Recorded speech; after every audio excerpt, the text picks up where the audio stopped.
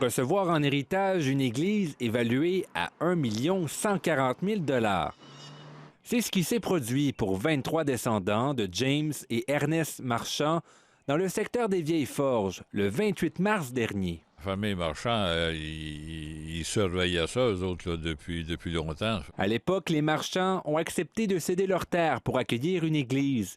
Mais une clause de l'entente datant de 1921 oblige la paroisse à retourner la propriété à la famille si elle perd sa vocation de lieu de culte. Je suis au courant depuis 2002 que cette clause-là existe. Première discussion pour la transaction actuelle, ça remonte à 3 ans. Pour l'instant, les ambitions des héritiers Marchands sont inconnues. Mais un candidat à titre de conseiller municipal craint que l'église soit vendue pour faire place à des logements. Ils ne savent pas trop quoi faire avec ça. C'est un petit peu une patate chaude qu'ils ont entre les mains.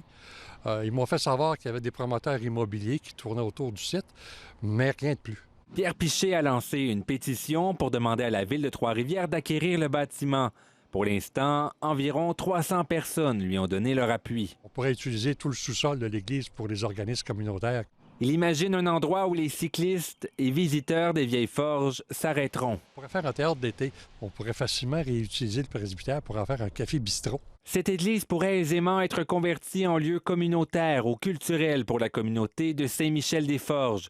Le sous-sol est bien aménagé, avec cuisine, vestiaire, toilettes et quelques bureaux fermés. La parcelle est vaste, mais offre peu de potentiel de redéveloppement vu la présence du cimetière et la configuration enclavée des zones potentiellement construisibles, indique un document public de la Ville de Trois-Rivières. Pour réaliser son projet, Pierre Piché devra se faire élire. Il devra aussi convaincre le prochain conseil de ville. Ici Charles-Antoine Boulanger, Radio-Canada, Trois-Rivières.